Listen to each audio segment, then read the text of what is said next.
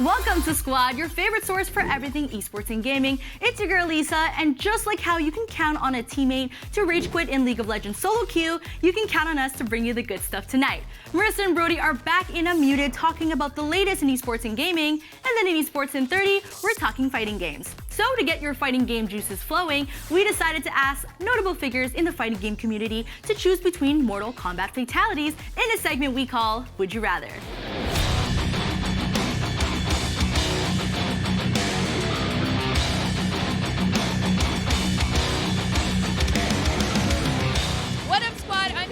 Mortal Kombat 11 launch party where fans are celebrating what some are saying is the best installment in the franchise. So what better place than to play a game of Would You Rather, the Mortal Kombat Fatality Edition.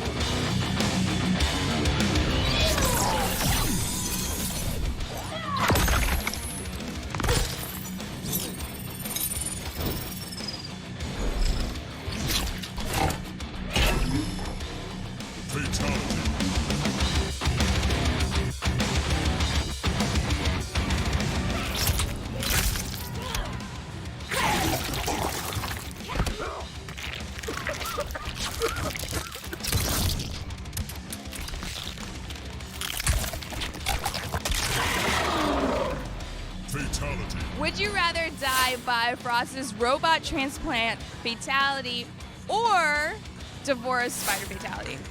Now, you see, there's no reason that I would want to die by Devora's fatality. Not only is that character used by my brother, but there's no way I'm going to have some insect take control of my body and then I'm just like some puppet. Getting stabbed in the neck and then puked on my face? Like, no thanks. That ain't it, Chief. I would not want to die to Devora's fatality. I would not. What? I would not. Why would I want to? You're a fan! Just because I'm a fan of her doesn't mean I want to get killed in like one of the most excruciating ways possible. I want Devora's. I love her. I just want bugs all over me. It's all about that puke. Definitely. It's like the sizzling is whitening. Ooh, rub it all over your body. The Frost one looks quick. It looks painless. Sure, she defiles my body after she rips my spine out of my body, puts it into a robot. That's cool, I get to live again. But it's still my brain, right? It's just in a robot. It's like an upgrade. It's a violent upgrade, but I think that sounds pretty good. I'll take that over a giant bug growing out of my torso any day.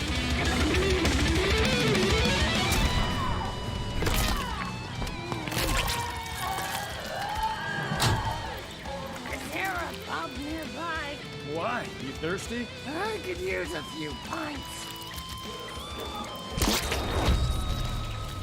Fatality.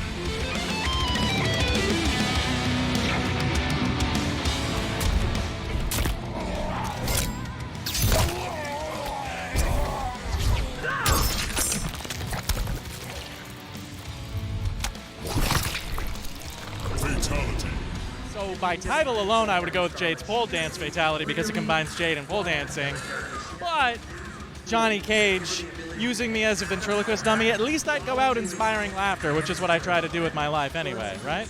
I don't want to be made fun of. Like, I don't want to be made the fool of just my lower half being kind of up and being made into a ventriloquist dummy. While getting a tomato thrown at you. Yeah, exactly. Like, that's the ultimate embarrassment. So it's like, but then it's like, do I become a stripper against my will with just my eyeball through the pole? Like, this is so rude. I'm going to go with Jade's pole dance fatality because at least she cleanly kills you straight up and puts you out of your misery. Okay. Like with Johnny, you're stuck there, you're being a puppet for a bit and you know what's going on. I'd rather take the humiliation because it's an instant death than to be spinning around on a pole for a couple seconds until my eye pops out. Okay, so the one that's sexy is obviously Johnny Cage, right? So I definitely want the Johnny Cage ending just so I can be around him. Yeah, you love that tomato action. Love it.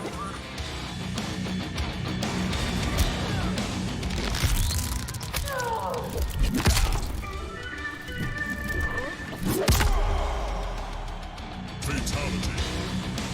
Jax.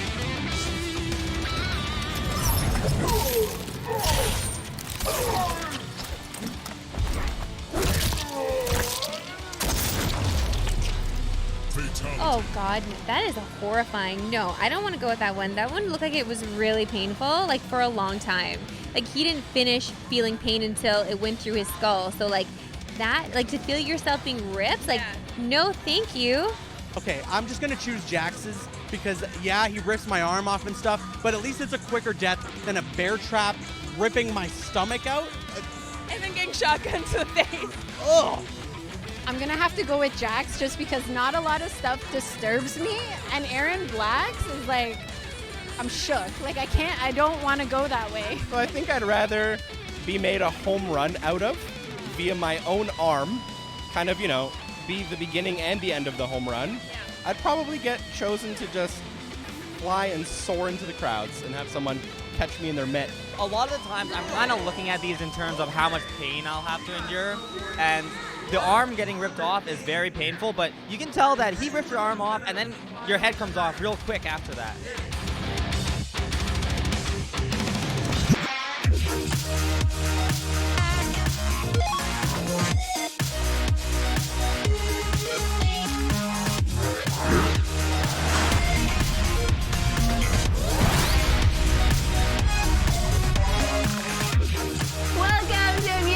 Esports and gaming, hot topics, hot tweets, and the spiciest memes. I'm Marissa Roberto. And I'm Brody Moore. Producer Tyler has 2 minutes on the board and topics at the bottom of your screen. One of us may get out of line and need to shut the other one up for 30 seconds, so we got a trusty mute button. Oh, so great, so great. Of course, we love it when chat calls us out when we're wrong, so don't be shy. We can take it, Sometimes. everybody. Shh, quiet now, Brody. We're going to talk about one of our favorite games in our first story, Apex Legends. Yay. EA held an investors conference call this week, during which it dropped a big bombshell. Apex Legends is going mobile. Wow! The publisher said it plans to bring its popular Battle Royale to mobile devices as well as China over the next year. No firm release date was stated, only that it is currently under development. So, Brody, what do you think about Apex Legends taking the leap onto the mobile devices? I mean, I guess why not? Every other game's done it so far at this point. I mean, you got Fortnite jumped onto there, PUBG was on there, like all the battle royales are on there. So I guess it just makes sense. They probably see how amazingly well it's doing in the Asian region. They're like, we want in on that. Yeah, dollar they went bills. in on all them dollar bills, baby. That's the thing. I love that we specified China because, oh my goodness, do these Big mobile. games make bank in China? It's crazy. I mean, I'm excited for, developers. I get excited when companies, especially video game developers, are successful and they get to make money. And a company like Respawn, sure, they team up with EA and everything, and people like to salt on EA, but Respawn is an amazing development company in Vancouver, is so Canada. good. Respawn is so good that they got me off of my complete EA boycott. I'm now playing Apex. I haven't spent any money, mind you, but I am now playing a game that is official or like technically under the EA family. Yeah, but so that's how good Respawn is. The question is, Brody Moore, will you play it on your mobile device? Heck friggin' no. Why would I ever play? I have a PC at home. I even have a console that I would go to before playing on mobile. But why would I play a shooter on Did mobile? you not just order a brand new phone because you saw something on Google and you're like, I want it too? Yeah, doesn't mean I'm gonna play games on it. I want it to do all my work. I have to do all my script writing because I'm a really busy person. Quiet now. Listen, people, you should play games on your phones, okay? Play video games on your mobile devices. They are little tiny consoles in your hands. You don't have to play a battle royale. I get that would be annoying and maybe the connection might not be the best, but there are other games on there that you can enjoy and play. Just get a little taste. Don't salt on the mobile community. Don't salt on the casuals just because maybe you haven't enjoyed one game just yet on your phone. There are puzzle games. I mean, try little Carcassonne. Carcassonne, such a good game. Even like Settlers of Catan, you can play with other people with even just the AI on your phone. Why not? Just enjoy yourself. Get a little Clash Royale. Maybe a little Golf Blitz. I'm into Golf Blitz right now so bad. But yeah, no, I'm not going to be playing any battle royales either. Yeah, well, exactly. What the frig? Like, okay, so we all agree, don't play shooters on your phone. Anyways, on to another shooter. Some Overwatch players have been digging into a mystery for the past few weeks. Since the launch of Storm Rising event, players began reporting that the map Numbani was strangely absent from Quick Play and Competitive. They began asking Blizzard why the map was gone, but all they got back was silence. However, on the latest patch, Numbani was added back into the game. All Blizzard had to say was that they noticed Numbani's disappearance and thanked the community for its patience. So Marissa, the question, they put out like this like lore of like why it was missing, but they didn't say like, oh yeah, that was an accident. Is this a conspiracy? Did they try to sneak it under gamers to like take Numbani out and like be like, we actually don't like that map, but they're like, we want this map back? Or do you think this was a stunt just to get publicity? Why do they need more publicity? This is fair. I don't get that. I love it. All they got back was silence. Okay, so they just didn't respond. Yeah, no, they just people are like, yo, where's Numbani? Like, what's going on here? Why are we not playing on this map? Yeah. And Blizzard's like, so why can't they just be retooling it? And they just, I don't get it. Like, who cares? It's the question about the transparency, though, because now these people are playing a game that they're used to playing, and something changed. Something is now off, and it wasn't in a patch note. It wasn't said by the company that this is going to change, and now they're messing with the competitive nature of it, right? Like, sometimes it can be fun because it created this whole thing. Like, in the old days of Rocket League, actually, when hitboxes changed, it was never in the patch notes.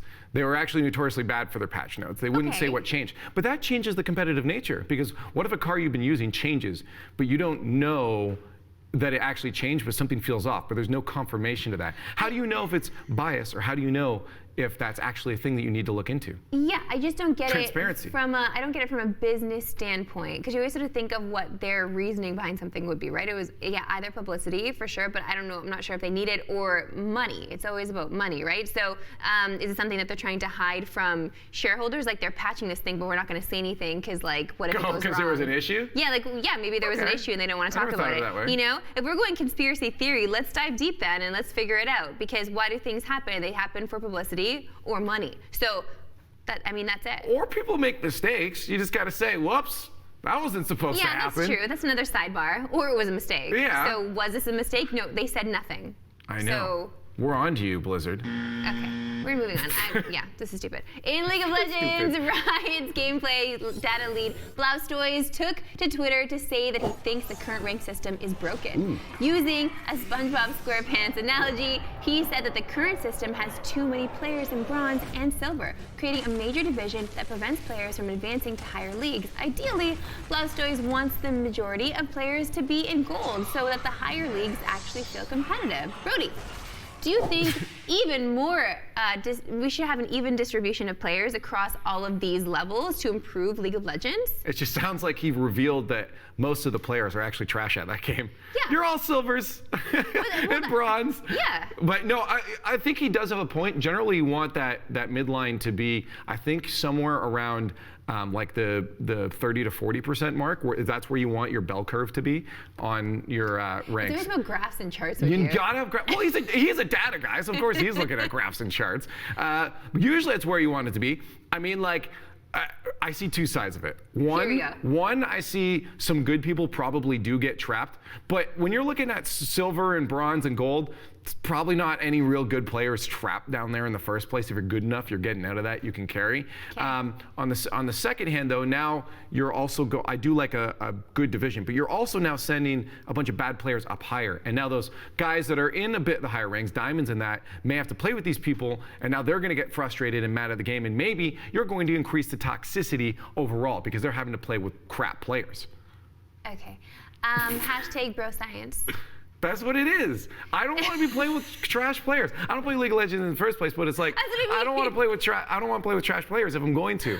No, right? Like I don't want these guys being ranked up artificially. Like how are they going to rank them up without it being an artificial boost in their MMR? What if they don't want to play with you, Brody? Huh? What if they don't want to play with you? You're Why trash. would you want to play with me? You're I'm trash still better in League of than Legends. them. Yeah, but I'm just normally a better gamer than most people, so I would instantly be ranked higher. Okay, let's be fair though. Just because you're good at a lot of different video games does not mean that you're good at certain types of video games, okay? So I'm sure there are games out there that you're actually not that great at. 1v1 me, bro.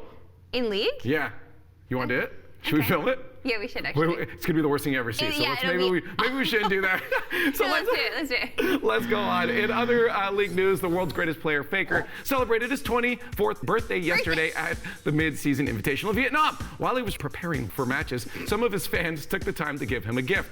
On the other side of the world, fans purchased a billboard in Times Square that featured several pictures of Faker, along with a special happy birthday message. Now, okay, that's the question. Is that an awe?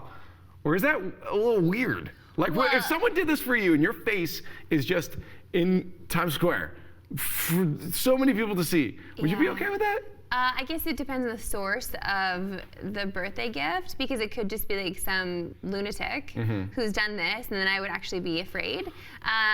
If we're just being real, like that's straight up real talk. You don't, I mean, stands are cool and everything, but like, they're also kind of scary, right? Like you don't want like crazy stalkers or anything, but yeah, that's the thing. I don't, like it is very sweet. I just don't like seeing like I've been on the Jumbotron before. I don't like seeing your face either. I know. That's where you're I've been on the Jumbotron before at sporting events, and like, I just don't want to see this nose blown up any bigger than it already is. Like, it is frightening to see. So to see your face like that so big on Times Square, that would actually freak me out.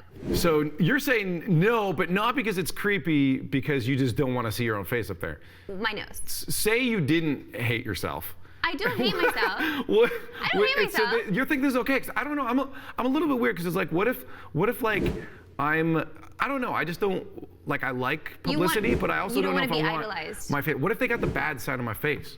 Brody, you know, what if they took a photo I didn't sides. like? Oh wow, that's a lie. I know. But no, I don't know. Like, you're beautiful. Like, maybe they should consult him first and be like, "Yo, can we put this?" No, but then it's not a birthday then it's not surprise. a surprise. I don't know. It's an iffy line. Let us know, because I'm actually really on the fence. It's true. I need you guys to help me out on this. It's Yeah. Like, one, if it's not creepy. Press 2 like if 2 it is if you'd creepy. like it. 2 if you'd like it.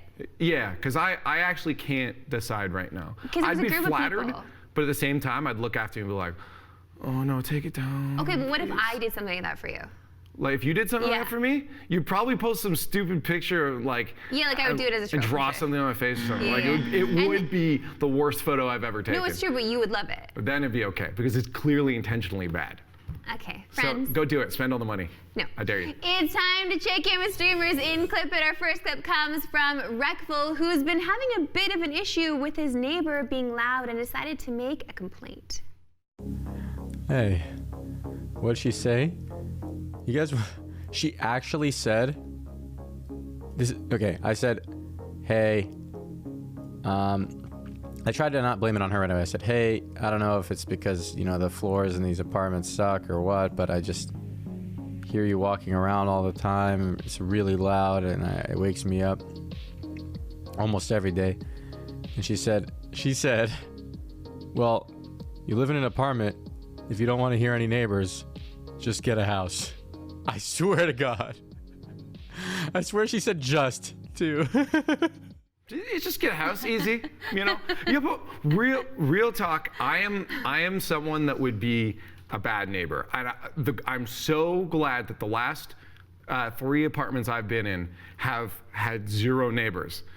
Yeah. There are no neighbors. It's like an end to the building, and there's nothing on the wall. Because sometimes it's 3 in the morning, and I just want to listen to really loud metal music. So I'm going to do that. You would literally be the worst neighbor in the world. Okay, let's just clear the air here for 1 second. Brody's dad gets him his apartment. Okay. Why are you doing this? Why do you have to do this? What do you get out of this? Because he has a nice corner. He has a nice corner, cushy apartment. No, the only reason it's on the corner is because that one had a fire in it before. Because, so but I'm just saying, your dad it. knows you, and he's also really respectful of other people, so he understands how his son is. Is and that likes what it to is? stay up late. He's like, yo, get this one down here, because he's a really crappy neighbor.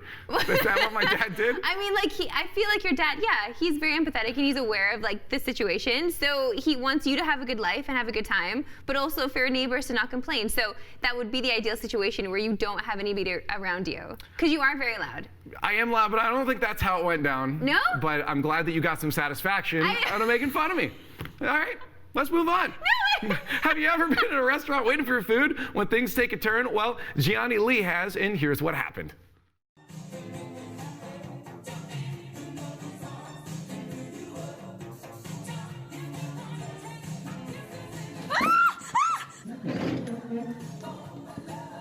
I'm sorry.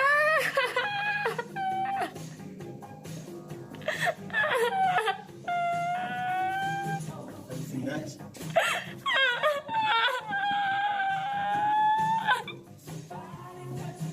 Oliver!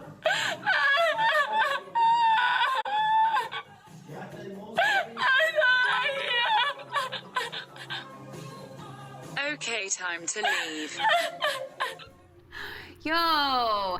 Okay, I know this triggered you because you'd understand why she's so upset over a rat. Is that Yeah, well, I was like, that's a little over the time. Jesus, like Some they're people not just- that scary. No, I know, but some people are really Rats can be terrified of cute. rats. No, like I had a roommate who she lived with me. She's from Winnipeg, and like she had this thing about rats, and there was this person. There's a lady that is downtown that is just like the rat lady, basically. There's like a corner with this lady that has like rats that she feeds. Anyway, she just can't even say the word rat. Like we had to call it the R's. Like just don't say the R word. It was a whole thing. Like she had a phobia with rats. Okay, phobias, okay, maybe, I guess. But like, Yeah. I feel like some people, rats are misunderstood.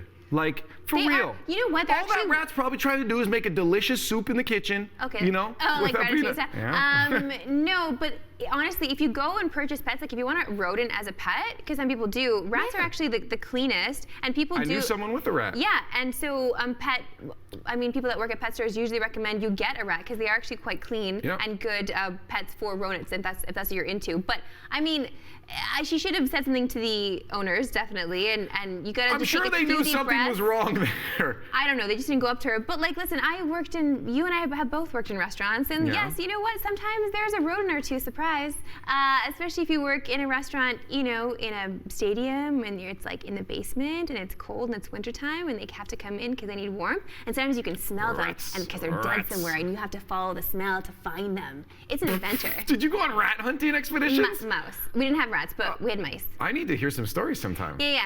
I'll talk about it later. Okay. Listen, it truly is the best time of the day where we scroll through the Twitters to bring you all the things that pros bless us with on their timeline. I especially love it when kids show initiative and gusto and write cover letters like they actually listen in class. Misfit CEO Ben Spoont with this.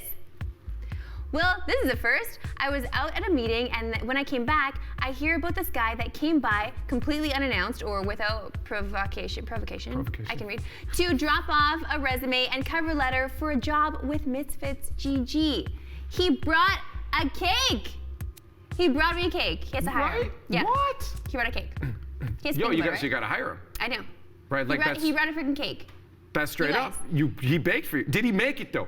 Children, try harder. Look at your competition. They bring baked goods. Like, are you not afraid? It's just, so are what we promoting here is bribery? You can get what you want in life if you pay for it? I don't know. Is it this bribery pay if to it's just win? a cake? Is I this don't think Is this so. a pay to win situation now? Oh, definitely, that's life.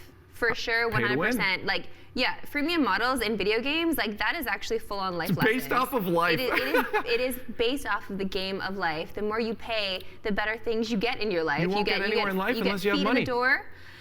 Yeah, life lessons, really. Like you I get like feet what in we're the door. teaching to the you get- kids here. This is not good. Or exactly, or you don't have money, you bake a cake. You bake some muffins. You bake some freaking cupcakes. Okay, let's quit you it. show up. Let's quit it with the bad. Yo, wait. Let's quit it with the bad lessons here and move on. Our next profound thought comes from Dragon Ball FighterZ Pro Super Noon with the topical comparisons. He says, everyone else playing Kid Buu versus me playing Kid Buu. Yo, that's real talk. That's actually like, I talk a big game, but like that's me just kind of playing any video game at this point. I had to. You're going on with too many bad lessons, okay? But yes, that is, no, 3, 2, 1, because I'm out of things to say. Listen, yeah, you can't mute if you got no gas in the tank, friend. You were teaching bad life things to the lesson children. Number 2. No, I just wanted to shout out to our interns, like give them initiative. You know, do you hear that, Lorenzo? Did you hear that? Where's our cake? Oh, he did. Okay, good. Yeah, I just want to make sure that we're gonna get pastries tomorrow. No, but seriously, what would be your just for that last tweet? What would be your Kid Buu? Like, do you have a comparison? What's my? Oh yeah, probably playing the Batmobile. Like you think it makes you better at the game, but like unless you know how to use it, you just kind of look okay. Oh. You're not actually doing anything sick. It doesn't make me suddenly be able to do flip resets. Okay, That's Rip. for real. Our last pro fan thought is from Gears of War Pro Drix because he decided to treat himself on his birthday. He says, "You know I gotta start my day off on my white girl-ish." Oh my God. Kate, so He stole your breakfast, Marissa. listen. What? I don't like the stereotype here. Let's just She's be like, real. but for real, he did steal No. Because as someone who identifies as a white girl, Do you? I'm surprised. I'm not. You know, I'm not going to Starbucks or one. He literally had a roasted tomato panini. Yo, who gets a roasted tomato panini at Starbucks? It's all about the sous vide egg bites. Am I right? I don't think you're helping your stereotype by ranting about Starbucks. What's under your desk? Nothing. Oh, No, surprisingly. Oh, you forgot it in the other room, I know probably. it's a different words. I have a Mortal Kombat water bottle. She knew it was Probably coming, that's why. No, I didn't. All right, let's move on. It is time for Crowd Control. This is where I find all the things that makes Marissa hate me more. And to start us off, who else could it be than Sonic? Who else likes rings besides Sonic? It's Gollum. Oh. Scothy91 gave them a baby. Oh no, oh no. Oh, yeah! And suddenly, he turned British. Look at his teeth. Yo, she's like about to throw up. That is beautiful. Please don't. I would watch Please a horror version of Sonic if that's what he looked like. What? You guys, stop making these things. Please stop. I can't take it. Like, my Don't gag stop. This makes my day. I look forward to every single day being able to do that. Make me sick? Yeah, just make you vomit. He's such a nice friend. Yeah, thank you. Let's make this a battle, friends. A battle of 2 video game movies. Last night, Ryan Reynolds leaked the whole movie on YouTube. Here's a clip.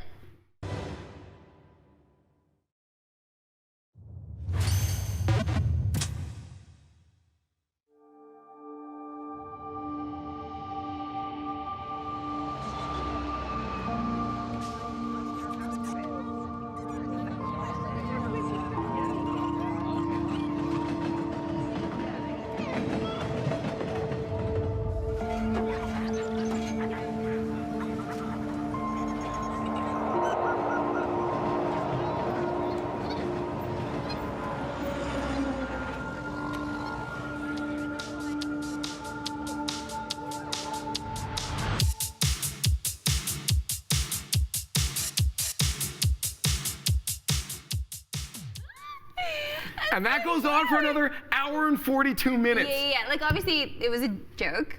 No, that's the movie. Okay.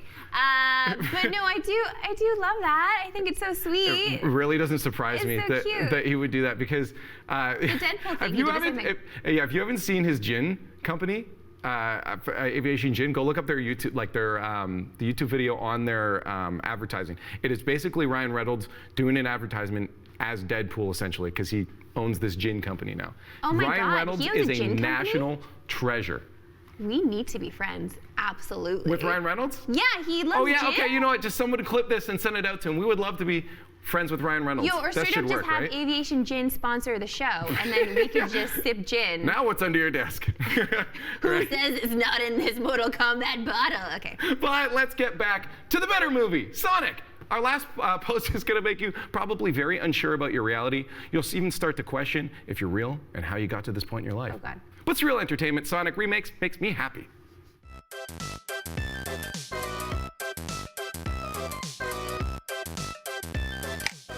Gotta go fast.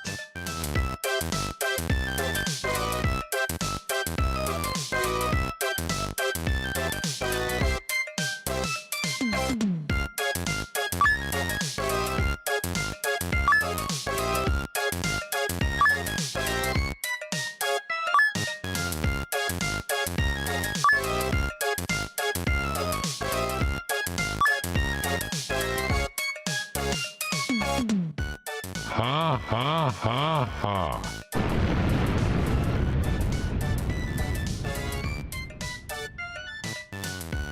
Gotta go fast. She was dying the whole time. Oh my God, his teeth. How? Okay, but let's be fair. If we're being completely honest, that is actually how fast I run. In your dream. Yo, that's like when I'm dreaming. You know, you try to do anything. Yeah. It's like, No, that means something. You have to study a dream diary or something. Like, you have to write these things down. And then it's something to do with, I don't know, somebody maybe put it in chat if you know what it means. If you're running in your dream, but you can't run fast enough, like you're always chasing, it means something. Let's break down Brody. It means that your body is paralyzed because your brain shuts off all nerve activity below that point. So in your dream, when you try to run, you can't actually run. So your subconscious is trying to fight the fact that you can't actually run. That's all it means, Marissa. I have science. You want to fight science? Hashtag pro science. But, okay, that seems like a good time to end things. That's it for Unmuted. Remember, you can always hit us up on our socials just to say hi or send us stuff that you want us to react to. Someone type in !socials right now in chat for all of our channels, and we'll see you next time.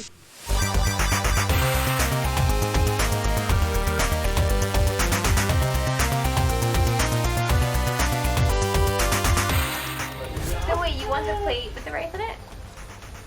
Yeah, is that what you're hoping for? Yeah. You can throw the plate at me. Or Yeah, I don't know if I'm gonna- I'll just get it. I'll pick it up. I'll pick it up. Wait, okay. I'll get it. I'll get the rice. I got the rice, guys. Don't worry. I know how to handle my rice, alright? Don't worry about that. Don't worry about Okay, that. wait. Did someone ask for Pass me more rice. Pass me more things. No, I can't use a friggin' cannoli. Okay, we need rice. Pretty Okay. good. Okay, I got it. I got the rice also. Okay, can we also talk about... Okay, you know what? I'm gonna... Dang it, I thought it was a friggin' cannoli. I don't even want this. I don't think it's a cannoli. Okay, well, it looks like it.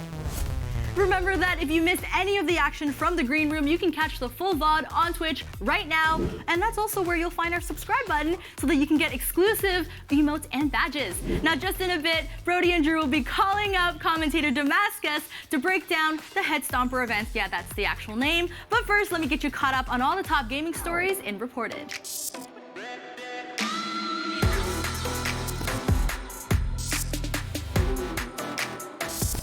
If you enjoyed some casual friendly fire in Rainbow Six Siege, I have some bad news for you. Ubisoft has finally implemented reverse friendly fire into the game after months of testing. Since the game launched, Ubisoft has had a problem dealing with team killing, as friendly fire is always active. While friendly fire remains in the game, the new system is designed to punish those who abuse it. Now, when a player kills a teammate, any future damage that would be dealt to allies will return and damage the offender instead.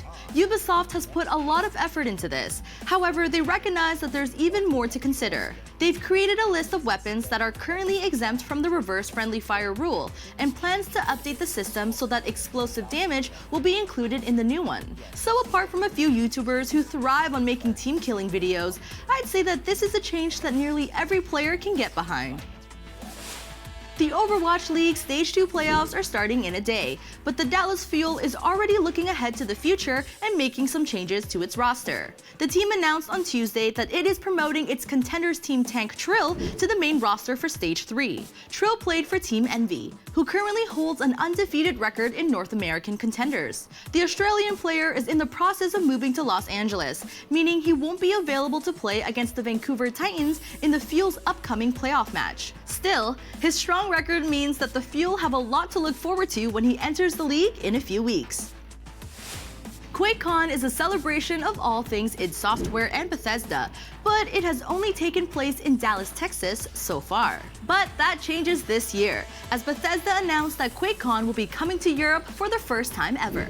QuakeCon Europe will be held in London, England, from July 26th to the 27th, at the same time as the actual convention in Dallas. Attendees will get the chance to play upcoming games such as Doom Eternal, and there will be a number of other events focusing on games like Fallout 76 and Quake Champions. But do you know what the best part is? It's free! So if you happen to be in London this July, you have no excuse not to go.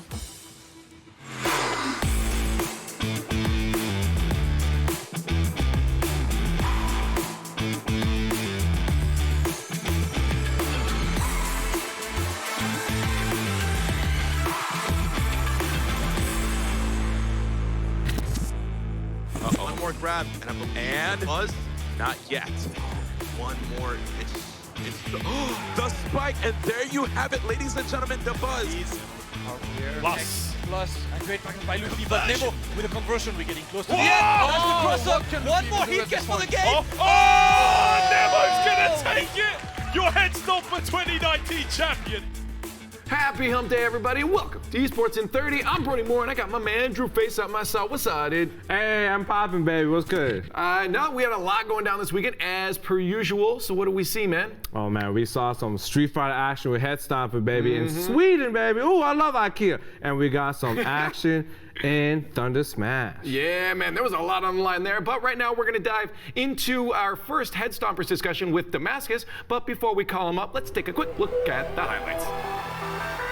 Luffy just trying to limit those options. That's a big punish. Wow. No. Yeah, we're getting a more active game now from both players. Oh. Yo, 2 taps in the command grab on Miko.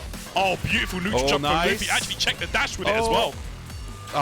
Problem in a very dire position now. I mean, he's got the resources. He can make it happen, does, but yeah. it's going to be really rough. Oh, the no. cross up, and that's going to be that. Psycho blast down there. Oh, he flew over. What's it going to be? Oh! Oh, crush counter, Salt King. Another one. Okay, not another one. But he gets it. Very horrible position here. Oh! He tried to delay EX Headstomper. Oh, challenge though from That Salty jab Kid. in that situation. Be crazy. Oh! What's next? Oh! Into the super! That's gonna be that. Oh! Salty Problem Kid. X, unfortunately, eliminated in 9th place. If anything, like, What? no punish. Yeah, it's actually hard to punish when he's a V-Trigger 1. The block stun is so long, but chain. Oh! Turns out the Aegis Reflector gets the hit successfully. But there is a V-Trigger ready for a second one. And that was really smart from Nemo to get the close. Oh my god! He got through the mirror! Yo! Oh, punish by Angry Bird. You gotta be ready for that. Oh! Oh, yes, man! was man that's ready. Listen, I don't know. This is nuts. He was literally waiting for him to be a reversal. No reversal on the young Zeku. Okay, gets out dodge. Oh, the spacing! Ow! The counter hit confirmed from that far away. Wow. Gotta be careful right now. Yeah, that's the first V-Trigger, and that's gonna be Eat Nemo with a shimmy, and that's gonna be a 3-0. Nemo qualifies to grand finals. Oh man. Oh, and that's gonna be the round. See, finally. See, that's what I'm saying to the crowd. Like, you ramp up, you get louder. Your boy does well. Yeah, Luffy controls her. Are you joking? Oh boy, this is a statement of superiority from Luffy. Being like, I am the Mika. No matter how much of a king in the north you are, you can't handle Mika.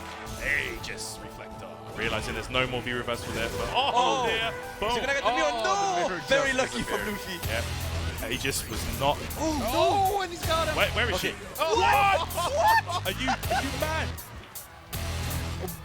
Oh man, you've got. He did it! Nemo gets the EX headbutts. Hungry for those 200 points. Please. Plus. And great backup by Luffy, but Nemo with a conversion, we're getting close to the end. That's the cross-up. One more hit gets for the game. Nemo's gonna take it. Your Headstomper 2019 champion is none other Liquid Nemo. Headstomper concluded near perfectly as Nemo kicked Luffy in the face to become the champion. To break down all the action with us, we're joined by Street Fighter 5 commentator Damascus. What's up, man? It's been a while. It's been a while indeed. I'm happy to just be back there. New squad, new name, new everything, and I'm still recovering from, just as you said, an amazing weekend at Headstomper. It seemed like it. Why don't we jump into it, man? Drew, what do we see, man? Yo, I want to talk about two players that I was boosting on the show like a few weeks ago. Yeah. And unfortunately, they didn't do so hot this weekend, man. We're talking about Angry Bird and Problem X. So tell me what happened to the homie, dude. That was like a very interesting weekend for like every game, Street Fighter included. So first of all, obviously Problem X, right? He's the Evo champ. He's easily the best player in Europe right now. He's the big threat, and he did not even make top 8 by Capcom Pro Tour standards. This means he did not even get a single point on the board. Unfortunate for him, but you know, we've been talking a lot, and he just said he would rather have this kind of unlucky day in a minor tournament like Headstomper than in a major tournament like Combo Breakers coming up, right? Well, I want to dive in. I got a lot more questions actually about him in a bit, but I want to keep it positive for a little bit and talk about Nemo, man. It's been a long time since I've seen him personally in a while, but how was he able to just show up and dominate this? Like, what was it that made him pop off here? Well, I mean, the first thing with Nemo, right, is he's usually a guy who only attends the biggest majors to bag as many points as possible and just go home and qualify, right? This is the first time we ever see Nemo in a ranking event in Europe, and I believe it's only the third time we ever see him in a ranking event that is not in Asia. He's only been twice to the US for rankings and once in Europe now, so that's very unusual for him. But you know, like as of now in Street Fighter 5, Europe is starting to be a big threat on the world scale. I mean, we have Angry Bird, who was top 8 at Capcom Cup, Luffy, who keeps doing well, Phenom keeps doing well, and obviously Problem X. So for a lot of Japanese players, American players, they believe they have to come and just, you know, try to figure out how to play these guys. Nemo was there, and he plays a character that no one really plays at his level in Europe, Urian, and you could really see that this guy came with so much in his pocket that it was really hard for all the players to face him. Now, do you think that's like a matchup knowledge thing that helped him out there, or was it that he just knows the character so well? I mean, it's not just a matchup knowledge, because at this point in Street Fighter V's lifespan, the matchups are pretty much known by everyone, right? But the thing is, there is the character Urien, and then there is Urien as used by Nemo, and Nemo is definitely something else. It's an experience you need to go through, and I think a good example we have of this is in Winners Final, Nemo absolutely destroyed Luffy 3-0, and completely obliterated him, and everyone was like, okay, Nemo is definitely winning this. But then back to Grand Finals, and Luffy comes back, resets the bracket, and you could see that just that first set was enough data for Luffy to come back. I think that's one of the things that Nemo had in his advantage, which is none of the European players are really used to face him, except Problem X, who is easily his demon right now. But fortunately for him, Problem X lost before even meeting him. So, I mean, Luffy kind of finished 33rd at the mix-up, but this time he had a strong second place showing. Earlier I predicted that he will start picking up the slack. Do you think he's gonna start improving, gonna start being the Luffy that you and I both know that he's the world beater? Well, Luffy has been a guy that I've been trusting ever since I started watching fighting games, right? He's always a guy doing well. And it's true that he had a terrible beginning of a season, final round, bad performance, 33rd at the mix-up. Also at Brussels Challenge, he was not even in the points. He lost very early in Brussels Challenge. So he started Headstomper with only 5 points in the bag, which is really, really small. But right now, you could see that he came back really strong. We talked a lot as well about, the mental state that it takes for a competitor to just stay consistent, especially Luffy, who plays Mika, who is a character who relies a bit more on taking risks. So as a Mika player, it's really hard to be consistent because she's a good character, but she's also a character that relies on your risks. And unfortunately, Luffy's risk didn't really pay off for the first 3 tournaments, but it looks like he's back on his groove for sure. So I think he took out Salty Kid as well as Problem X it was, right? So you mentioned before, why don't we dive into Problem X? Is that what it was? He just met his maker, or did Problem X have some more inherent issues here that he's got to work on? Nah, I mean, you have to know something about this. Dropped by yeah, right? Exactly. It's in Street Fighter V, in the grand scheme of Street Fighter V, I think the worst thing that could ever happen to you ever is losing to 2 Armikas. Armika is a character that forces you to read, that forces you to take a decision, and that forces situations where you cannot really have a guaranteed way out. You have to guess your way out. And Problem X just lost to 2 Mikas in a row who play completely different. So losing to Luffy doesn't mean, okay, I'm gonna play stronger and beat Salty Kid, because these two, Luffy is much more solid, Salty Kid is wild. Salty Kid has these days where he's just onto you and he just gets all of the right choices. So double Mika is unfortunately the thing every competitor tries to avoid. That weekend was not Problem X's weekend, really. So, I mean, earlier in Season 3, we saw Problem X pick Abigail to deal with some of the more difficult matchups with M. Bison. Do you think he needs to pick up a new secondary character? Well, we've been discussing this, with him, because obviously the fact that he won EVO also relies on the fact that he had Abigail to cover some of his matchups. We've seen at EVO, right, he beat Fujimura with Abigail, he beat Luffy with Abigail as well, so it's definitely a good character to cover some of Bison's past matchups. The thing is now, Abigail has been nerfed. The way Abigail plays now, he still can be a solid character, but he's not the kind of character that's ideal to complete Bison. Knowing Problem X, he's the kind of guy who dabbles in a lot of characters and he's still looking for a second one. As of now, he's committed to just Bison, but slowly but surely, he's kind of figuring out on this season what are the matchups that require a second character. Because once again, this is a year-long season. Problem X is very close to already securing his qualification to Capcom Cup anyway, and then he has a full season of taking data on which matchup he has to cover. Is there anybody you want to see him play, Drew? I think he should play Birdie. Yeah? Yeah, I think you should play Birdie. Well, he did play Birdie in Season 1. Problem X in Season 1 used to play Birdie essentially to counter Karin and Laura. Now, he's seen the new Birdie. He said that he doesn't really like the play style for Birdie at the moment, so I'm not sure this will happen. Yeah, you don't want to play a character that you're hating playing, right? Exactly. He wants to win, but he also wants a character that he can, mesh with. And I think Bison is basically him in the game, right?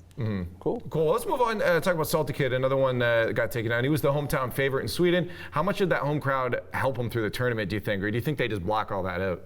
I got so much. It was so incredibly noisy. As soon as Salty Kid would step on the stage, the entire room would just explode with big noise. Well, absolutely amazing to just see that. The support, the Swedish community is quite dedicated and quite passionate. And in Street Fighter history, there hasn't really been a lot of Swedish players who could beat the world's best. There was guys on Street Fighter 4, there was Katan, there was Poppy, but it was quite unusual moments. And now you have Salty Kid, who is very consistent and who has a tournament at home. I'm fairly sure that this, pretty much gave him wings.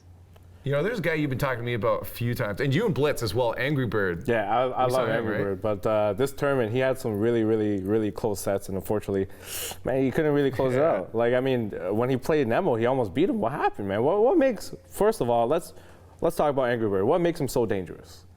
So, multiple things, right? First of all, he plays Zeku, who's a character that's known as being pretty solid, but he's also been a guy who's been playing Zeku for a very long time. He's easily the best Zeku on the planet right now. Yes. His level of mastery of Zeku is ridiculous. So at the moment, for any foreign player who would face Angry Birds, they would have to go through the Angry Bird experience. Even though they think they know Zeku, they don't know Zeku as much as that guy does. Angry Bird experience. Ooh, it sounds like acutely terrifying. It kind of is. I mean, we've had at the mix-up, right? Punk, who is definitely the best player at the moment on the circuit, really far first on the leaderboard. His first game against Angry Bird was a very clear 3-0 for Angry Bird, and Punk finished that one and literally tweeted, "I actually have no idea what to do against Zeku." That's the kind of mental state Angry Bird puts you in. That's wild. So is this the year that we're going to see him jump to consistently be at that top tier? Zeku is an interesting character because he's essentially two characters in one, right? But at the moment, a lot of players tend to use young Zeku a bit more because he's the better, more versatile form. Angry Bird is a good guy to just switch between one and others. So it feels like sometimes when it does not work with Young, he will just switch to old a bit more and change. And I think the fact that he's so good at adapting to his opponents is a big threat.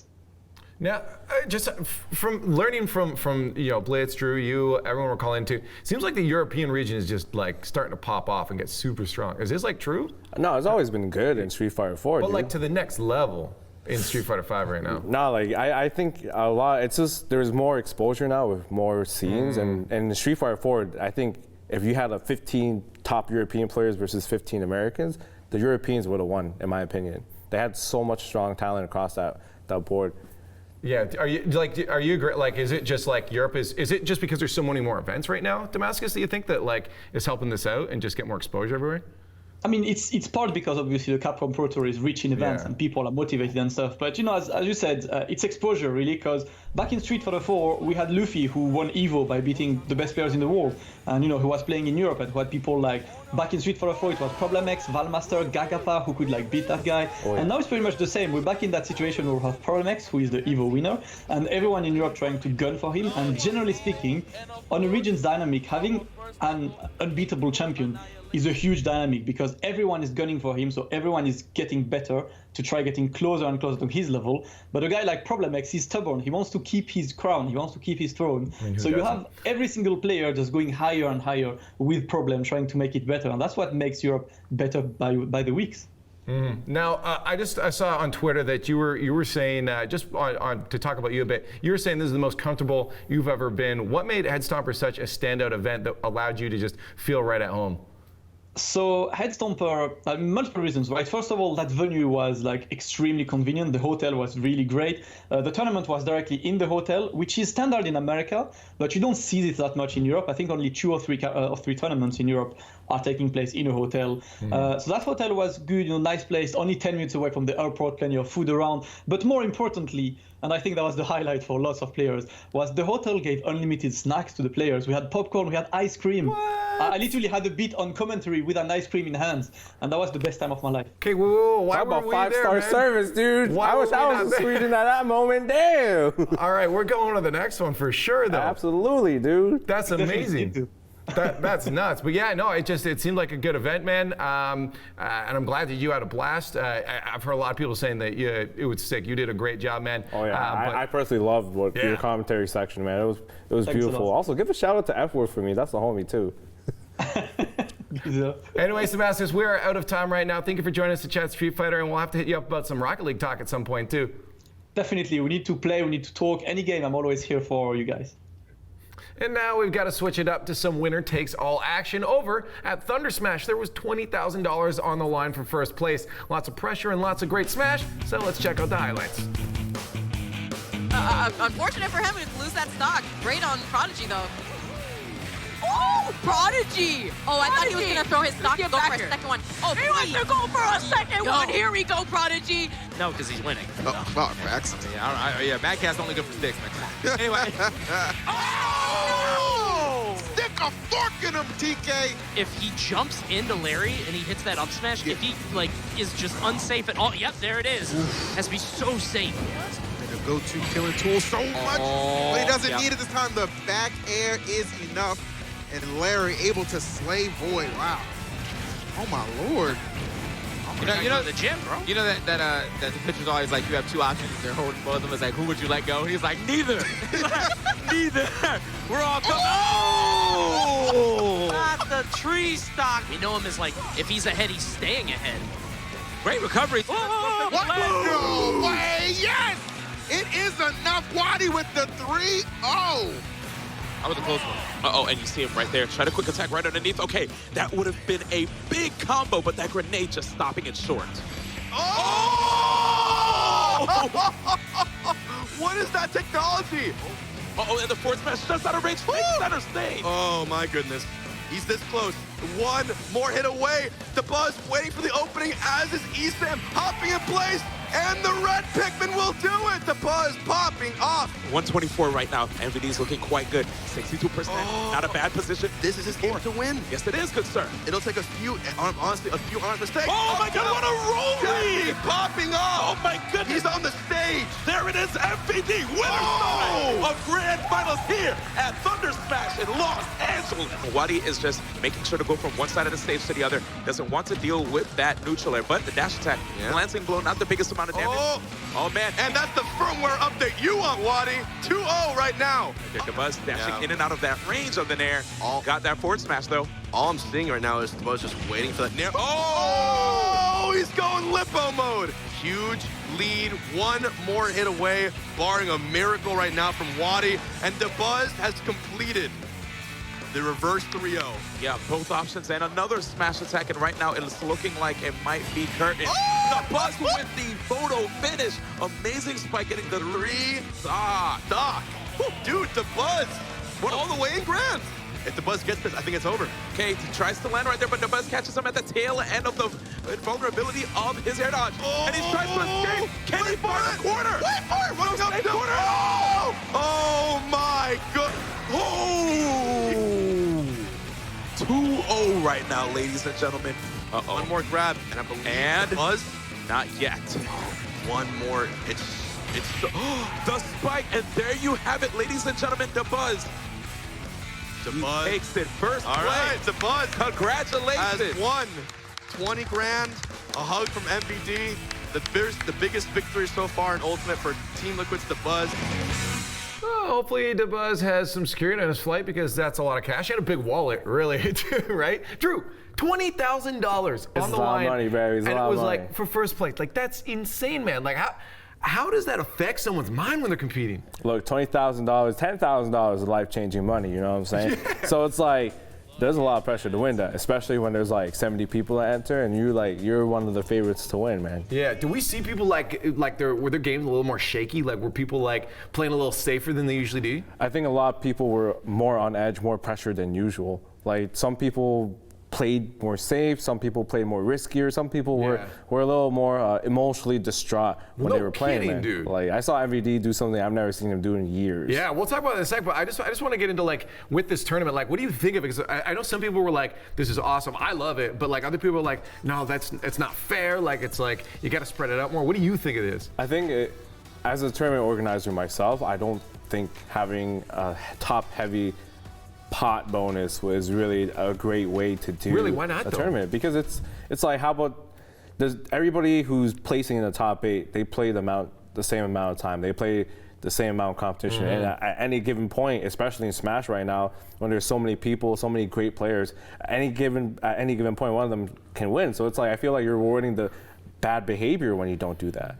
When you just don't spread the pot bonus like that. I guess, but do you think maybe like it helps promote that competition? Because it's like now first place means everything. Like before, it's like, all right, second place is you can be happy with that because you're getting a paycheck for it. But now it's like, if you ain't first, you ain't first. You're like, you don't get anything. Like, I mean, as a competitor, if you're a competitor, I think you're gonna like that. You're gonna like that. You're gonna get heavily rewarded drive, for, you know? Yeah, just to drive. Like you're heavily rewarded for being really good at your craft. But I feel like people who are new or getting into the game, then it turns into like, you lose the passion to play the game, you know? Well, if you're new to getting into the game, I wouldn't even been signing up for that because you know you ain't winning. Yeah, absolutely. Right? But that's why I had a low turnout, right? Yeah. In comparison to many of the awesome Smash Ultimate tournaments we see throughout the year so far. That's true. Okay, well, the guy who took it all, of course, was Liquid Dabuz. Can you just walk us through his tournament? Like, how was he able to make this bank, man? Because, like, he's got dollar bills now. I think, see, the problem with this tournament was that he's the highest ranked player in that tournament, so it was kind of expected for him to win. So this isn't a surprise. And it wasn't even a surprise, but I think in that last set, man, he barely won. And I think it was because both the players were pressured. And unfortunately, man, my boy MVD, he got caught reaching. True, Well, before we get to that, like he lost to Wadi in the winners, right? So and then he took it back against Razo Isam, Wadi again, I think, Salem and MVD twice. Like, so you're talking about MVD here too, but all these people had to feel the wrath of the buzz here, right? So what, like, he obviously came back, but it's like, did you expect to see him losing in the first place? You know, I kind of did in a way because there's so many characters that he could lose to this tournament. Matchup knowledge is the hard. matchup knowledge is really hard, especially in this game where there's like 73 characters right now. And I think Wadi plays Rob, so he definitely lost to a Rob player, and who really plays Rob outside a few handful of players. That's I'm probably the only other one, and I'm not good. See, like, so you shouldn't be worried about that character matchup. Yeah, it's true. But he was known as like, do you think maybe it's the characters that causes? Because he's known as like Mr. Consistency, but he had to pull a lot of comebacks. So like he was, you know, getting behind and having to pull it back. Do you think like that's like I said, like 18,000, a lot of pressure. Oh, it's probably on your mind. It's probably play on your safe mind. at the beginning, and then he wanted to make sure that he secured his victory, but he realized that he probably lost himself in the way of his playstyle. Yeah. So it was kind of really weird because he wasn't moving as well as he wanted to. Yeah, I guess that's true. Maybe it's just your hands, like they lock up, like you can't actually move, right? You're like kind of like dropping off tech. He's really playing nervously. But hey, after he lost, he said, "Forget it. Like anything can happen." And he ran on that awesome run. I think that's such a smart thing to do is like realize, okay, I just lost, and it's likely because I'm being too cautious right now. So if you just let your instincts go, that's probably what helped pull him back then for sure, right? Just let fate decide. Just let it go. Just let it go. Now, so MVD, you talked about him. He looked beat up, like he was destroying himself after this, man. Like, I mean, I guess you have to because it's like, you just lost like $18,000. Okay, look, he was sitting in winners finals. Yeah, sitting there. He had the advantage. That's wild. That you got to hurt for a while. And the worst part was the last moment. They were both at high percentage, and all of a sudden he tried to punish something from Olimar, I believe, and clapped. Got clapped. It comes down to that. That's crazy though. Like, but it can come down to that. Just one simple mistake, and you lose $18,000. Like, how long before he's over this? You know what? He's won a tournament before. He's won multiple tournaments before. He is the best snake in the world. Can't deny that. I think he'll just get over it. He's a strong player. He's a strong player mentally and playing physically. So okay, yeah, I mean that's true. Like he was still kept it in there. It was still really close. You know, he'll probably bounce back. Now, just despite of course losing, he still showed he's no joke. Like, do you think now at this point, like he's better than Allies or Salem's? Like, is he the best snake, or is he still kind of in contention there? It's still being in contestant, but I think he's the best. Yeah, like why? Like what is it? Like, is it his setups? Is it just I don't know, just overall, like I guess macro of the game understanding? So Ultimate's a little more neutral heavy. Yeah. And I feel like his skill set is a little more suited for Ultimate. So therefore his snake is gonna have slightly more edge until Ally finally gets past the whole finite details. Because remember, Ally took a break and played Mario instead of Snake, so he does switch between two characters. That's true, yeah. Whereas MVD only plays Snake. So he's got just a little bit more of that experience playing, like the time playing. Absolutely. All right, so right now slightly better than everyone else. Just an itty bitty, but Snake is such a hard character. But we're gonna move on. One of the most notable early exits though was Void. He was booted in 13th by Larry Lur, and Void's been struggling for a bit now. Can you just walk me through like how he can get back to the top? Like what's going on with his game right now? I think his character is highly volatile too. So Pichu is a character that can rack up a lot of damage. Because you hurt yourself. But you can also hurt yourself too, doing it in the process. But the character is also the lightest, one of the lightest characters in Smash. And in that type of game, if you're a light character, that means you're very easy to KO. So unfortunately, I think he's starting to feel some of the weaknesses in his character. But I'm sure he will also bounce back. So is it? Do you think that maybe he's got to get a pocket? Because he's been trying Sheik out. Yes. Right? Do you think that's going to be the savior, or does he just have to grind in on the Pichu?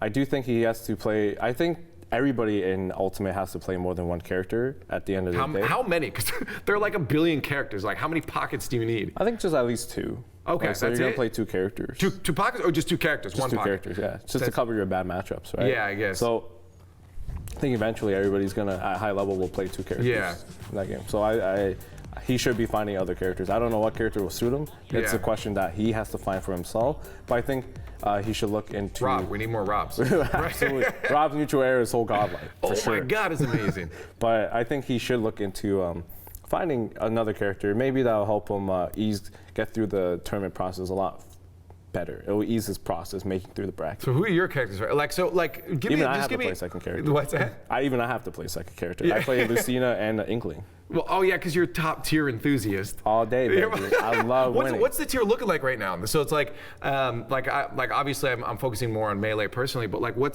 have we seen a lot of shifts, or is it still Inkling at the top there? Has it shifted at all? I think there's more, because this game is it's still fairly new. It hasn't been solved. People haven't figured out the characters yet. So I can't really give you a definitive yet, but I can say that Lucina is a great character. I can say that Inkling's a pretty damn good character. I can also say that Captain Olimar is a great character. I can also say even Snake can be a decent character too. It's it's a tough tier list. I guess the best way to figure out a tier list is to ask him what character he would be his third character. Who would be your third pickup? Probably Pichu. Okay, so now we know Pichu is a good character. That's a great character, dude. It's definitive. Racks up mad damage and then great recovery options. All right. And Wolf too. Yeah, Wolf. Oh, dude, that side. Oh my God. That side B is a ridiculous. If you hit that hurts. Yeah. Anyways, it is time though now to kind of wrap up, summarize the weekend with a player of the week, Drew. You got to hit me with who's across all the games that happened this weekend in the FGC. Who's taken your player of the week? Salty Kid. Why? What was it? Look, the tournament that he was at, even though it was a ranking event, that doesn't justify how strong this guy did that weekend. Yeah. He beat Problem X. He also, I believe, he beat Angry Bird as well, and that's not an easy task. That's not easy, and those were the 2 best, in my opinion, the 2 best world-class talents in that region. So what is it that you're seeing? Is it does he still have a lot of room for potential? Is it absolutely he hasn't hit his cap yet? What is it that you see in this kid? I think he's starting to travel more, and once you travel more, you're gonna get a unique experience because you can't. He's from Sweden. Sweden is not known for having a large area of talent, but it has a strong concentration of talent. So him traveling more, especially in Europe, where Europe, as you can see, Europe's a hotbed of amazing players. You're going to see him rise to the top. So I'm glad to see him do really, really well. All right, I'm keeping my eye on Salty Kid. And he plays Mika, man. That character's hype. Yeah. You never want to face any of those really in a tournament. No, Mika's trouble, baby. Oh my God. Anyways, Drew, that is it. We're out of time for here. We got to bounce on. We're going to duke it out in a $10 winner takes all in Smash Ultimate. How about that? Tomorrow it's Rocket League Day, and Nick and myself are going to recap Week 5 of the RLCS. Until then, hit us on every @Squad State, and we'll see you tomorrow. Can I get a PogChamp in chat right now for the boys who caught us up on everything that went down in the FGC? And of course, shout outs to Red Bull as well for fueling us in the green room. Now, remember, we'll be back tomorrow at 1 p.m. Eastern time in the green room playing more games. So you want to catch that one. And then we're back that night at 8 p.m. as well with the new Unmuted. And it's Rocket League Day in Esports in 30. And we're calling up Brody's main piece, Lawler. So you don't want to miss that one as well. All right, so until then, you can catch us on our socials @Squad State. Thanks for watching, and we'll see you tomorrow.